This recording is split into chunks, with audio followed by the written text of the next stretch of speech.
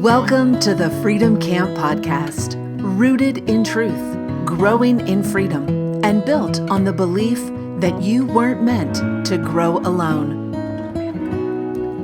Each week, I'll share honest stories, insights, and simple questions to help you explore the unseen things that keep you from living in the freedom that's already yours.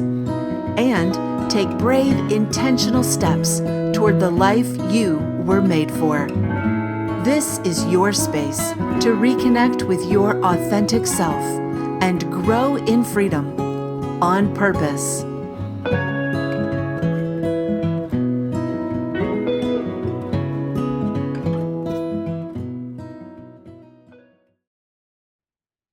Hey there, welcome back to the Freedom Camp Podcast, where we practice mind, body, soul, spirit freedom in practical everyday life. This time of year, with darker days, busy schedules, and holiday expectations, sometimes our bodies start whispering. Sometimes they start yelling, and it doesn't always feel good. Our body's signals are often the first sign that something needs attention. What if the key to change isn't turning up the volume and pushing harder, but rather discovering your right tempo? God leads us in rhythms, not in races. And today, we're going to explore how to honor your body as a partner, not an enemy, especially during a season that demands more of you. So our body often speaks first, and signals show up physically, often before we can register what is going on mentally. So maybe you are noticing some tension, maybe cravings, maybe you are tired, perhaps you're not sleeping well, maybe headaches, or being more emotionally reactive rather than responding. You find yourself reacting more than often. While any of these may feel like an inconvenience, and likely are an inconvenience, I wonder what it would be like to think of them as an invitation. So, since our bodies are often the first to know when something isn't working, what if instead of asking, "What's wrong with me?" we asked, "What is my body trying to tell me?"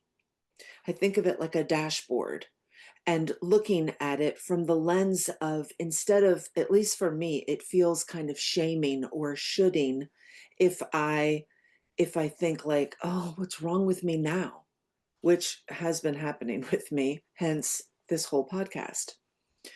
And it wasn't until starting to get curious and looking at it like, well, wait a minute, what is my body trying to tell me, that I started to see some breakthrough in this area.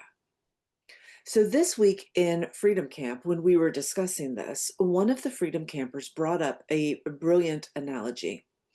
And the analogy is to think of the holidays like a feast, like this abundant buffet. And when you think of it as this abundant buffet, at least for me, there's this sense of we've got something for everyone, but everything isn't necessarily for everyone. So for me, I often think of the holidays as pressure to do, to be, to perform, to do all the things, be at all the places. And thinking of it through the analogy of a feast, especially with my current, health journey of eliminating lots of foods and really eliminating inflammation, etc. So I'm not eating a lot of things. What I'm seeing is, oh, well, if I view it as a buffet, we're not meant to consume it all at once. Maybe we're going to get several plates. Maybe we're going to get one plate with just a few things on it that we really want to eat. The feast is still a feast, even though I'm not eating everything that is available or partaking in everything that is available. So the feast becomes this picture of grace rather than a picture of pressure. So just because everything is available does not mean that everything is required. Or, as my husband and I like to say, just because you can doesn't mean you should. So the same is true with expectations, tasks, plans, responsibilities, and even to the degree that they go. Like we've talked several times about Thanksgiving, for example. Maybe you used to have 12 dishes and this year you're just going to have 8. Well, 8 is still plenty, but it's not 12 and it's not nothing. So that's where the tempo comes in. So, what if the key to change, what if the key to this growth in freedom isn't turning up the volume or pushing harder? What if it's learning the right tempo? And that becomes a personal matter. My right tempo may not be the same right tempo for you. So when you think of tempo, you think of the beat, the pace that things are going at. Well, I happen to have a lifelong love of reggae music. Absolute love. It was my main music all through high school, college, 20s. So much so that I actually bought reggae music for a music store when I was in high school. And with everything going on with Jamaica, I have just been really like, oh, that's my people. That's also where I started in the music industry, was with bands like Black Uhuru and Ziggy Marley and um, plenty of others. Point is, I was listening to reggae again. And you know what I found? Mm, it's still my jam. That tempo. It was like yesterday, for example, the hurricane hit Jamaica. I literally prayed all day long. And my aura ring said I had no stress the entire day. None. The whole day. I don't know if I've ever had a day of no stress. Maybe my aura ring was twisted. Point is, I'm going to take it as a win. And what I listened to yesterday was my old reggae music. And there was this like visceral, audible sigh, this like melting kind of relaxation that happened. Also had multiple interruptions, like big interruptions, like 2, 3 hour long interruptions, and still no stress that day. So, what is that showing me? Clearly, reggae music, listening to reggae music is very helpful. I will continue to test it, but I enjoyed it and. But there's also this like connection between I still got a lot done. I was still engaged with, life and praying and family and all the things. But instead of like pushing harder to get progress, I flowed and still got progress. So when I think of things that sustainable freedom is connected to, I think about trusting myself, having compassion for myself, like the difference between what's wrong with me versus what is my body telling me. And then I think of God led pacing. So, what if you gave yourself permission to slow down without quitting, to adjust the plan without shame, and to celebrate progress without perfection? What would that look like for you? I've got a few questions for you to ask yourself. Ideally, you will journal on these so that you can really kind of noodle on it and you'll have a record of it. But it's also great to just think about it, whatever works. So I've got 3 questions. When does your body feel safe, strong, or steady, grounded, rooted, whatever word resonates with you? Where are you forcing instead of flowing?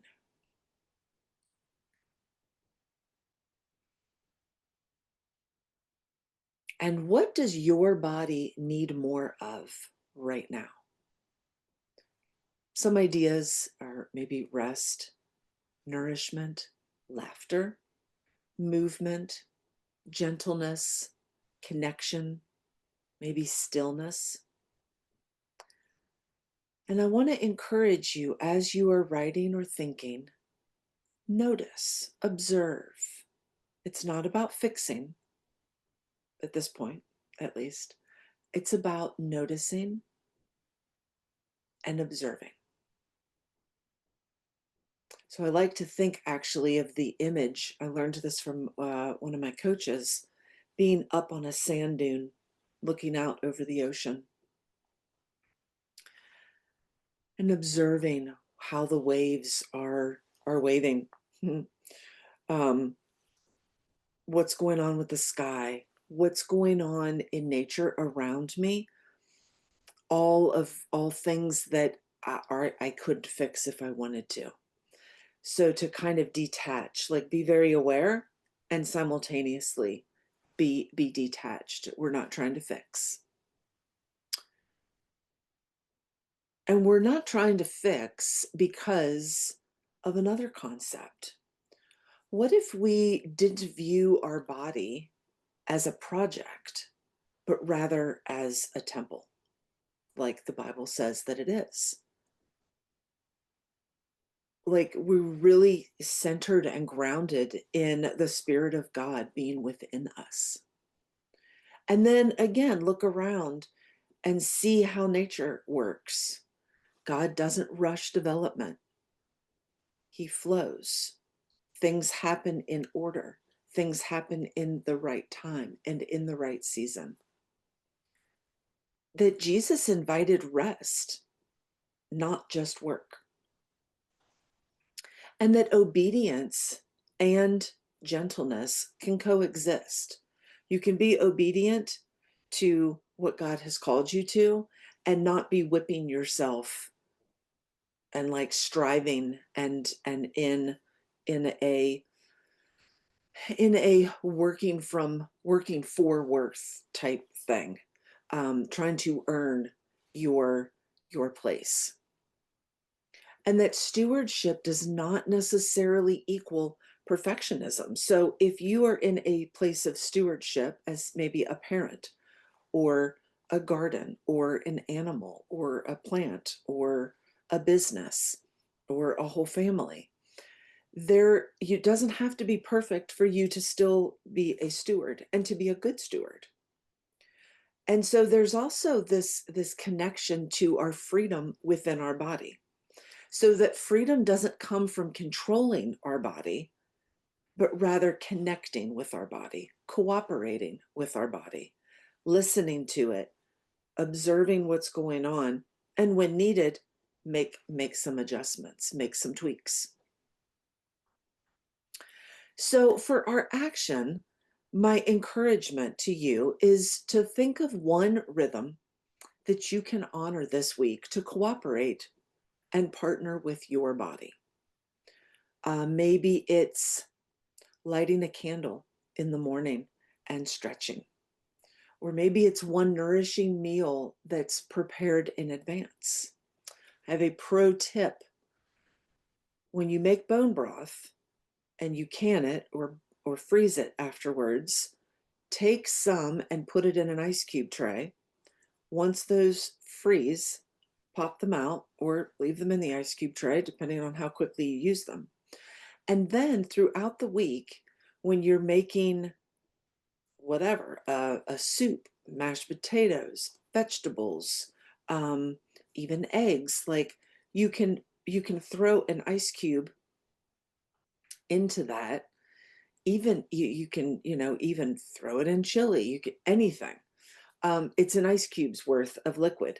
So you can throw that in, and that's just in and of itself, like 5 seconds.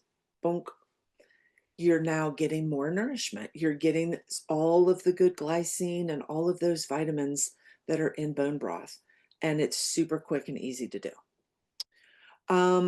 So maybe writing a verse by hand each day. Maybe walking at dusk instead of scrolling on your phone. Maybe decluttering one drawer rather than the whole house, which likely won't be happening anyway, which is why the one drawer often doesn't get decluttered either. It's like all or nothing. That's what we're trying to cut through. How can we grow in freedom and do some without doing nothing and not beat ourselves up for not doing all? So think about a small, repeated, meaningful rhythm, and that will end up being sustainable, something that will carry you through the season and just a part of your daily or your weekly life. So to recap on today's topic, you don't need to do the whole feast to taste what nourishes you for today. We're thinking about finding the right tempo. Maybe your action step is to listen to some different kinds of music and find a literal tempo that really like helps you to de-stress, or maybe to motivate you. Maybe you need some whatever on to work out to, or you need some nice calming music to stretch or read to. Either way, the point is to think about it instead of going hard, instead of shoulding yourself, you are finding your tempo and cooperating with your body, cooperating with what you are feeling, and then asking what's going on behind it. So if this episode helped you breathe again or think about things in a different way, and you think it would benefit a friend of yours, please share it. Subscribe, leave a rating. It helps others to find freedom when you do that. And I would love if you comment below, what rhythm is your body inviting you to this week? I'd love to celebrate it with you. Thanks so much for listening to the Freedom Camp podcast, and I'll see you next week.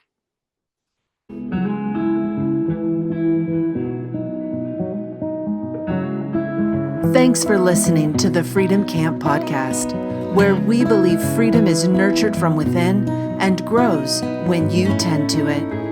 If this stirred something in you, let it take root this week and see what grows. And if you enjoyed this or found it meaningful, please give the gift of a review, share it with a friend, and leave a comment below. It helps us build this podcast community because we weren't meant to grow alone.